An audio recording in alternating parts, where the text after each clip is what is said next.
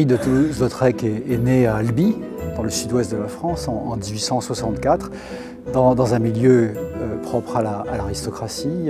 On le met sur un cheval très tôt, mais c'est aussi un milieu baigné d'art. Son père, ses oncles dessinent des tableaux de chasse, des chevaux, des cavaliers. Et très tôt, alors qu'il n'est encore qu'un adolescent, on lui fait donner des leçons de peinture. Un certain René Princeteau, lui aussi peintre du cheval, des Amazones, de la chasse à courre.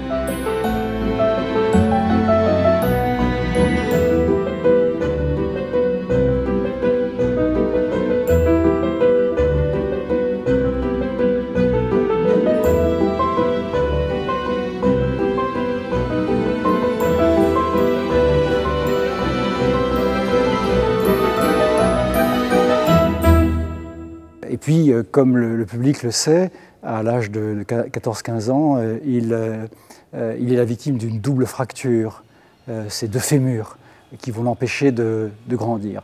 Par ailleurs, ses parents sont cousins germains, et les effets de ce mariage consanguin font qu'il a des problèmes de santé très tôt. Au terme de son adolescence, au moment où il va faire le choix de la peinture, et le choix de Paris, il mesure 1,52 m. Il a un buste d'homme entièrement développé, mais des jambes finalement d'enfant. Ses lèvres se sont également déformées, comme ses yeux sont un peu globuleux. Bref, il affiche une apparence physique qui détonne.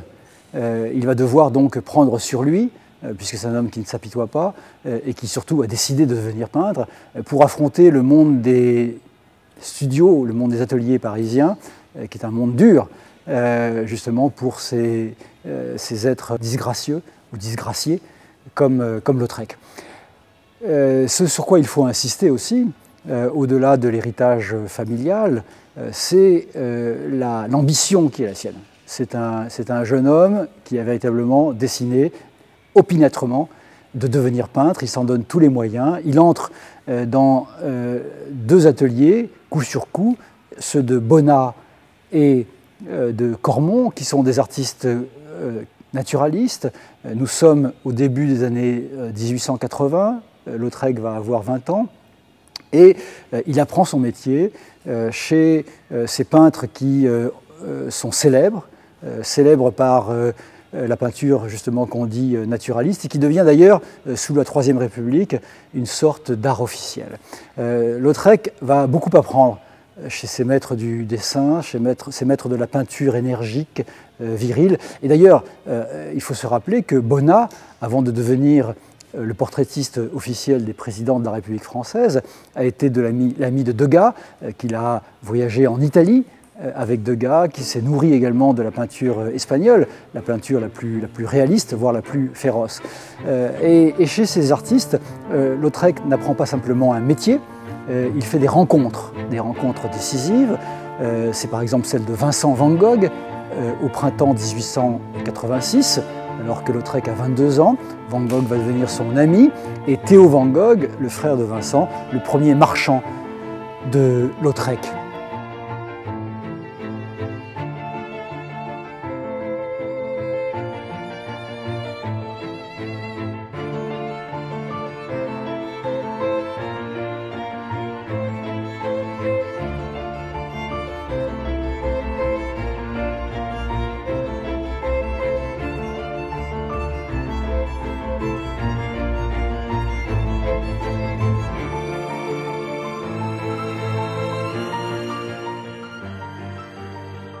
C'est aussi ces années 86-87, le moment où l'impressionnisme, qui est au fond l'avant-garde du moment, pénètre l'espace plus scolaire de l'atelier de Cormon. La correspondance de Lautrec est sur ce point très éclairante.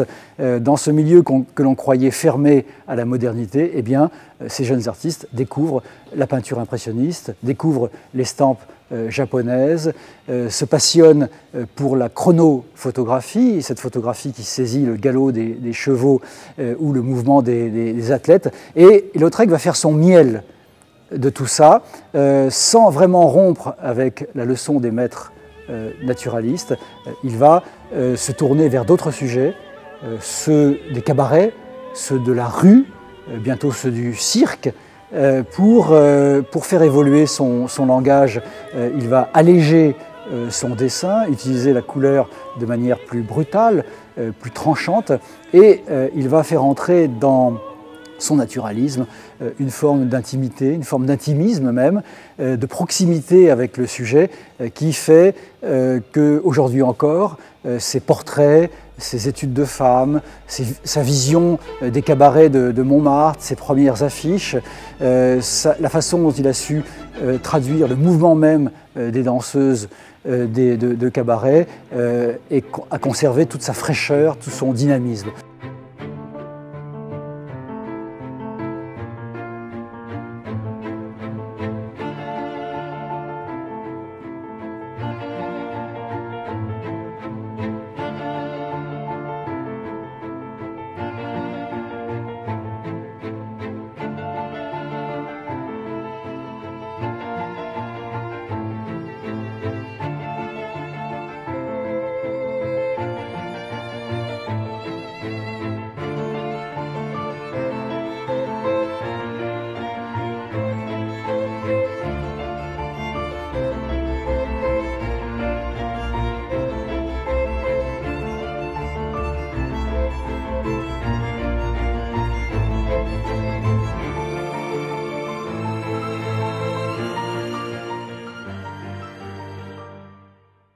C'est quelqu'un qui met la peinture en mouvement.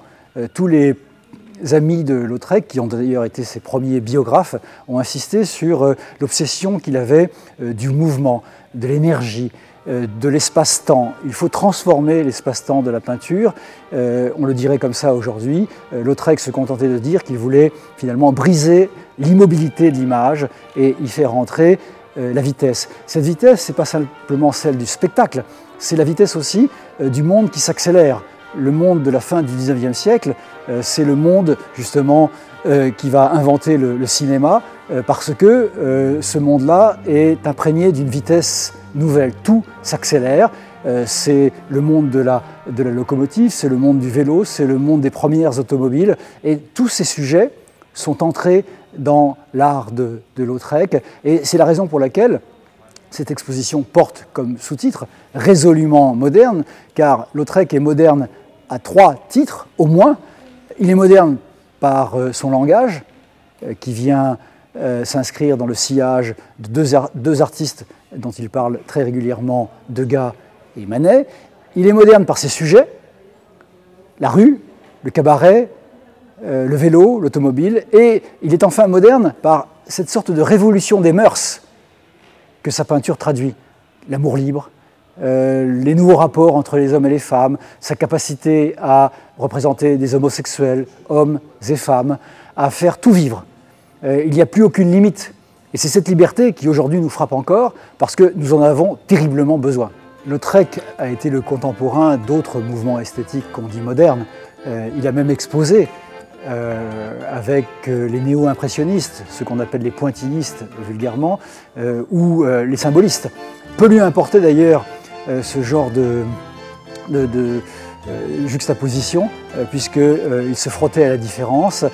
Effectivement, il a, dans sa prime jeunesse, autour de 1882-83, fait entrer la lumière des impressionnistes dans sa peinture, voire même s'est peut-être intéressé au langage de Seurat, mais très tôt, et très vite, c'est-à-dire dès 1889-90, sa lumière devient parfois plus froide, sa peinture devient plus incisive, plus économe de forme. Il n'a plus besoin d'ailleurs de multiplier les reflets de lumière. Ce qui lui importe, c'est de mobiliser l'attention comme le ferait un photographe ou un cinématographe, c'est-à-dire travailler le gros plan, travailler les angles, produire dans un espace abrégé des formes qui le sont tout autant, dynamiser à la fois la traduction de la scène et la vision que le spectateur en a, bref, mobiliser d'autres éléments formels, mobiliser également un autre rapport à l'image, et vous avez raison,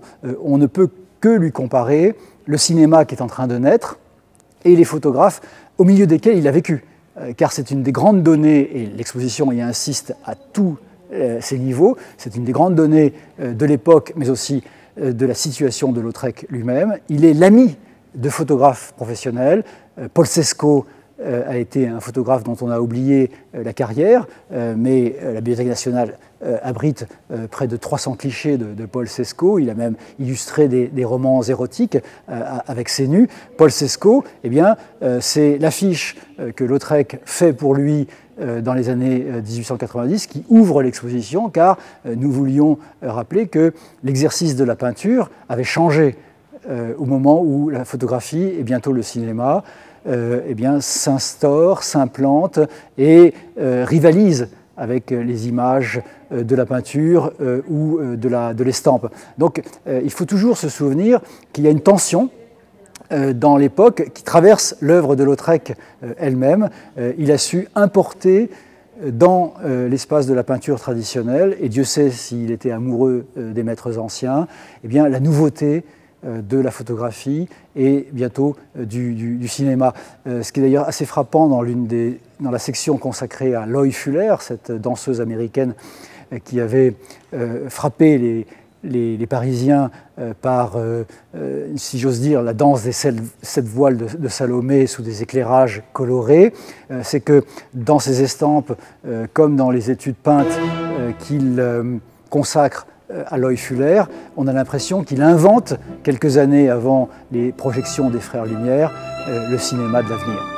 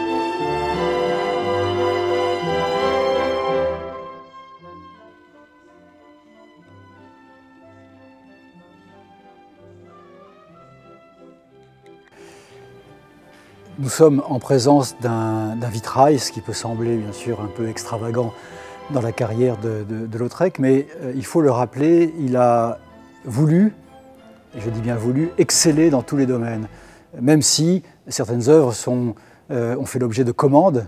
C'est le cas de la première affiche pour le Moulin Rouge, c'est le cas de ce vitrail qu'il exécute, ou plutôt qu'il fait exécuter par Tiffany aux États-Unis pour les besoins du marchand d'Art Nouveau Samuel Bing, car il a été aussi mêlé au grand mouvement des arts décoratifs de la fin du XIXe siècle. Ce qui est très intéressant avec ce projet, c'est qu'il nous rappelle son goût pour le cirque, car c'est sans doute l'expérience qu'il a faite au Nouveau Cirque, qui est une salle parisienne, rivale du cirque Fernando, où l'on voyait des spectacles d'animaux.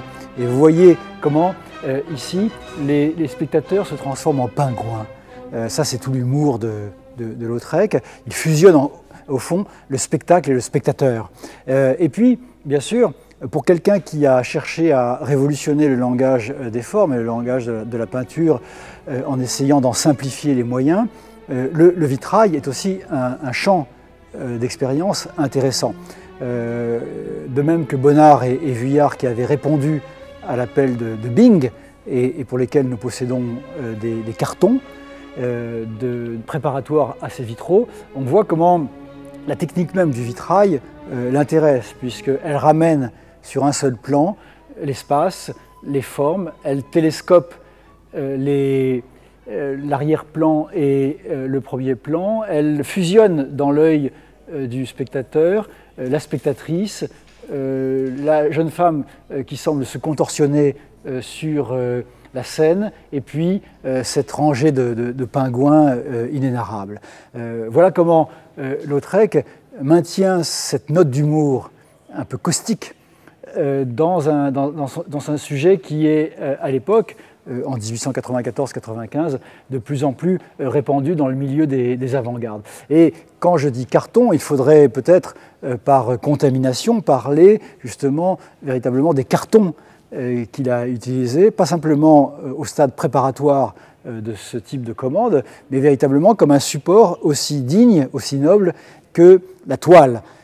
C'est, à l'égal de Gauguin, dont il se méfiait d'ailleurs, un artiste qui a su renouveler les moyens mêmes, le matériel même de l'artiste, au moins à deux titres. D'abord, il y a ces cartons qu'il ne prend même plus le besoin de recouvrir, puisque toute la peinture de Lautrec se concentre sur les figures et traite le décor, l'arrière-plan de manière très sommaire pour faire exploser précisément le sujet principal. Mais il utilise très tôt une technique à l'essence, une peinture très diluée. Et quand on y regarde de très près, on s'aperçoit que sa peinture est faite de coulures, de salissures, qui a provoqué chez les critiques un rejet, puisqu'on rejette la peinture de Lautrec en raison de ses sujets, mais aussi en raison de sa technique.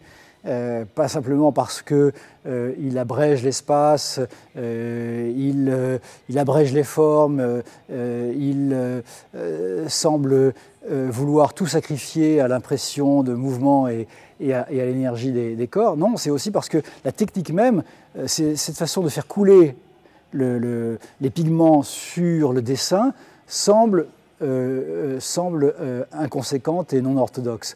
Donc il surprend les contemporains par cette espèce de désinvolture, comme s'il livrait en lieu et place de vrais tableaux des ébauches informelles, des travaux préparatoires, bref, des brouillons. Et les critiques d'art qui agissent toujours comme des professeurs lui rappellent que le public attend autre chose d'un artiste, pas simplement ses brouillons, mais ses œuvres propres, la mise au propre, comme on dit dans le milieu scolaire, de ses travaux préparatoires. Non, Lautrec, finalement, déplace la ligne entre l'œuvre définitive et sa préparation, entre l'image parfaite et justement ses tâtonnements. Et c'est ça qui trouble, mais qui, aujourd'hui encore, cause dans le public un sujet d'étonnement, mais aussi une impression de fraîcheur. On a l'impression que ces œuvres sortent de l'atelier et que l'artiste a cherché avant tout à exprimer une intimité avec le sujet, une intimité avec l'expérience qu'il a du vécu, du Paris de cette époque-là, et qu'il lui a fallu introduire la vitesse, introduire la fulgurance dans la technique même.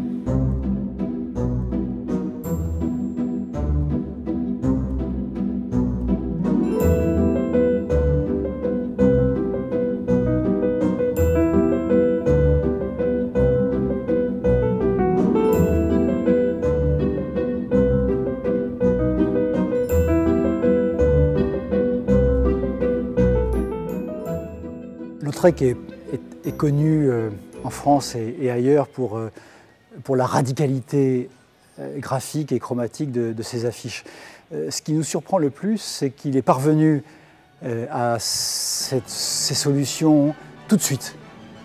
Dès l'affiche du Moulin Rouge en 1891, on sait qu'il répond à un concours lancé par cette salle de spectacle qui vient d'ouvrir. Elle est née en 1889 et elle a tout de suite compris que Lautrec pouvait apporter son génie graphique dans un champ très particulier. L'affiche, c'est avant tout une image qui doit mobiliser l'attention dans la rue, dans l'espace public. Il faut immédiatement attirer les regards sur le message. Le message, c'est que le Moulin Rouge, c'est le lieu du cancan, c'est le lieu de toutes les excentricités, c'est le lieu où les femmes montrent leur dessous, c'est le lieu où la danse devient frénétique.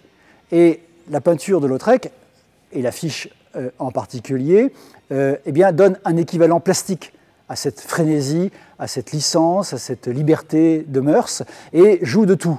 la concision des formes, voire même l'ambiguïté des formes.